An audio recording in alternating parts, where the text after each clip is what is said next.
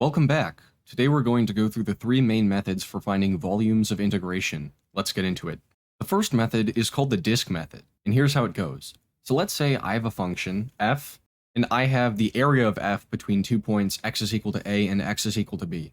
And I want to find the volume of revolution of this area around, say, the x-axis. So we can imagine I fill out this whole area under f of x between a and b, and then I revolve that around the x-axis. So we end up with this shape that looks sort of like a vase turned on its side, and it's skewered by the x-axis. I'm going to find the volume of this shape by integrating small slices of it from left to right. So these would be slices that look like small, very thin, cylindrical slices, if you will. And you can imagine that I'm taking the limit as the width gets smaller and smaller, and therefore the number of them gets larger and larger. I'm splitting up this shape into many cylindrical slices that are sort of stacked next to each other. Each of those slices has a volume dv. The total volume, v, is going to equal the sum or the integral of all of the small slices dv over my bounds a to b of each dv. So what is the expression for dv? If the width of this slice is just a really, really small, in fact, an arbitrarily small width along the x-axis, then we'll say that the width is dx. How about the radius of this thin cylinder? That's the height from the x-axis, which is the center of this whole volume, up to the top right here. And if you notice, the top exactly follows f of x. The height of each cylindrical slice at any point x, the radius, is going to equal f of x. If the area of a circle is equal to pi r squared, then the area of one of these sides is pi f of x squared. So one of these volumes, dv, is equal to pi times f of x squared dx. That means that the total volume is equal to the integral over our bounds, that is from x is equal to a to x is equal to b, of pi times f of x squared dx. And since pi is a constant, I can just factor that out, and I'm left with this expression. So here's an example. Let's say I want to find the volume of revolution of the function f of x is equal to the square root of x plus 1, which would look something like this curve right here. And that's over the closed interval x is equal to 0 to 4, and I'm revolving this about the x-axis. And that volume is going to look something like this.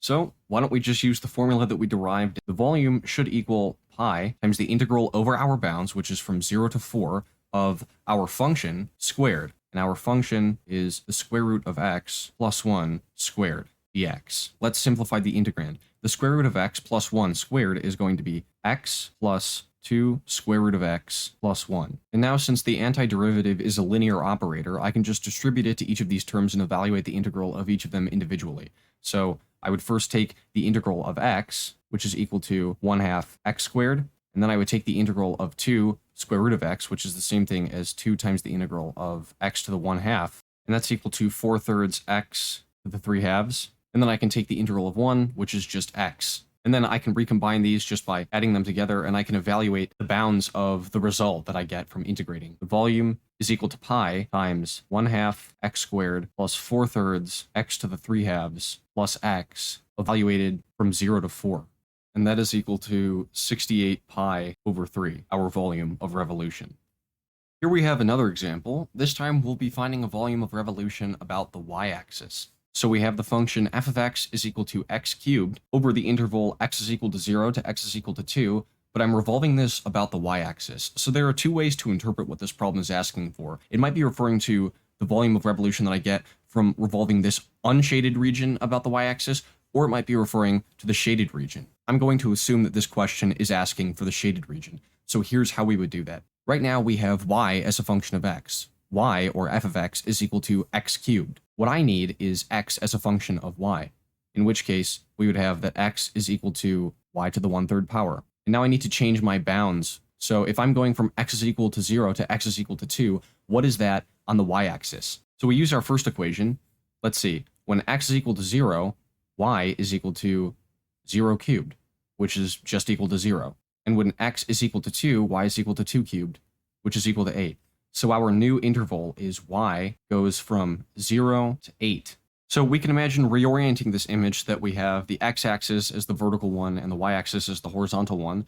And this is f of y, y to the 1/3, or the cube root of y. Now that we've changed everything around, we can just use the same formula. The volume is pi times the integral over our bounds, which is from 0 to 8 now, of the function squared, y to the 1/3 squared. Now it's dy. So y to the 1/3 squared is going to be y to the 2/3. I'll integrate that using the reverse power rule and get 3/4 y to the 4/3 power. And I'm evaluating this from 0 to 8, and then multiplying that result by pi, the volume is equal to 12 pi. Let's now move on to our second method, which is pretty similar to the first, and this is called the washer method. So say I have two functions, f of x and g of x, and they both bound a region in space. And say that f of x is the upper function bounding that region and g of x is the lower function bounding that region. Maybe the first point where they intersect happens at x is equal to a, and the second one happens at x is equal to b. And so I would find this area just by integrating the first function minus the second function from a to b. And say I want to find what volume I get when I revolve this area around the x-axis. I would first find the volume of revolution that I would get when revolving the upper function of that region around the x-axis. And then I would find the volume of revolution that I would get from revolving the area under the lower function bounding the region around the x-axis.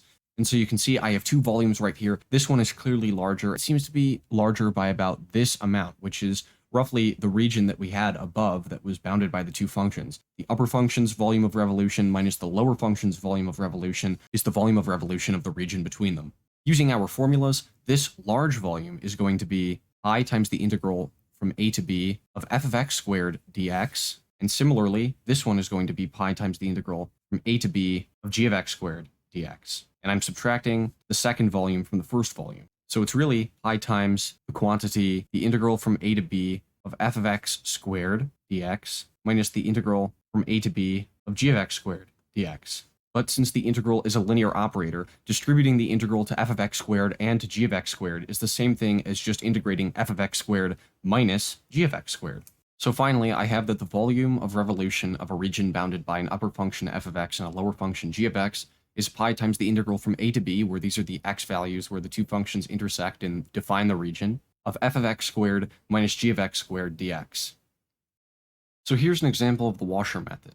Say I have an upper function bounding a region, and that is y is equal to x plus 1, and a lower function bounding a region, and that's y is equal to x squared, and that's this black region right here.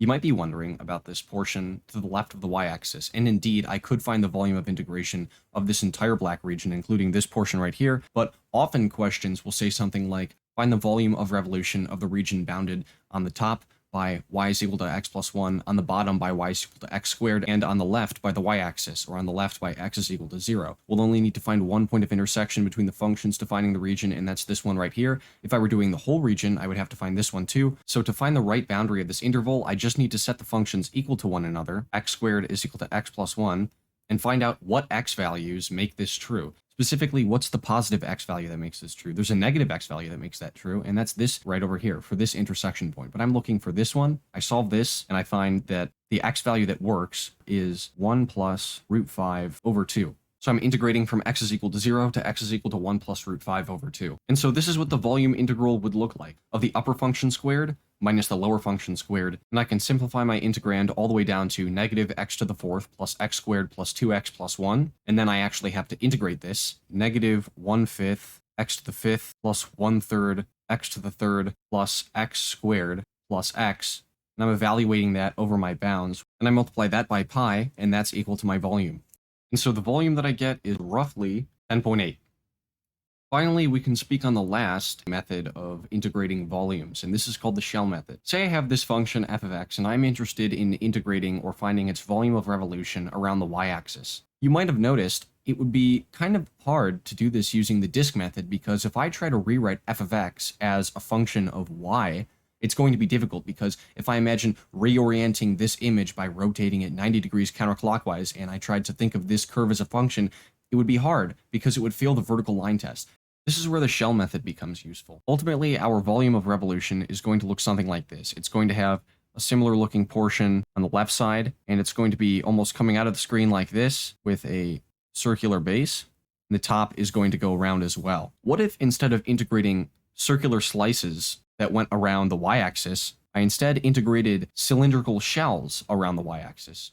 I'm going to construct cylindrical shells that grow as I go out from the y-axis that look like this. And those cylinders have a thickness, a very, very small thickness. In fact, I take the limit as the thickness of these cylinders goes to 0, and so it becomes an arbitrarily thin cylinder with thickness dx, and the height of each of these cylindrical shells is going to be f of x, f at that point.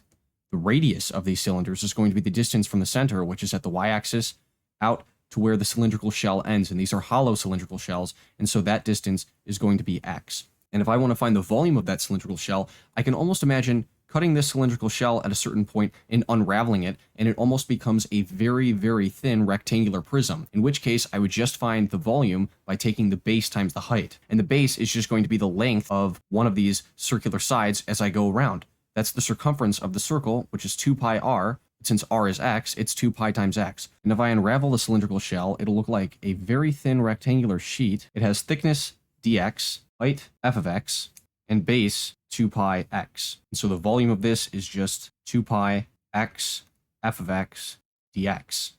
That's dv. The total volume is equal to the integral of all of the dv's, which is the same thing as 2 pi, since that's a constant outside, times the integral over our bounds, which is just a to b in general, times f of x times x dx. And this is the formula for using the shell method, a much easier method for integrating volumes of revolution around the y-axis when we have functions of x. Alright, so now an example with the shell method. Say I have the function f of x is equal to sine of x plus 2, and I'm integrating over the interval x is equal to 0 to 3 pi over 2. And so my volume of revolution should look something like this.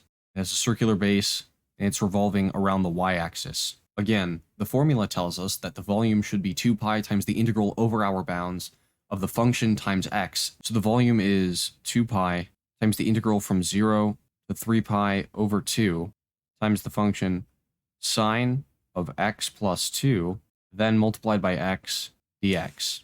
Well, we can simplify the integrand into sine of x times x and 2x. Distribute it to both of these terms and integrate them separately.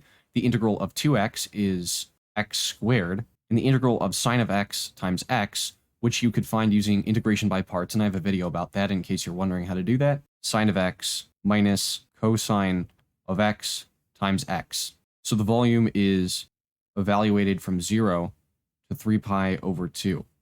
And the result is roughly 133.2, and that's our volume. For our final example, we have a kind of problem that you might see for all three methods of integrating volumes, and we can approach it the same way every time. So let's say we have a problem that wants us to integrate this volume right here under y is equal to x squared from 0 to 2 using the disk method. But instead of revolving around one of the axes, the problem wants us to revolve around, say, y is equal to -1. I can treat this green line as the x-axis, and I can treat this function as y is equal to x squared plus 1.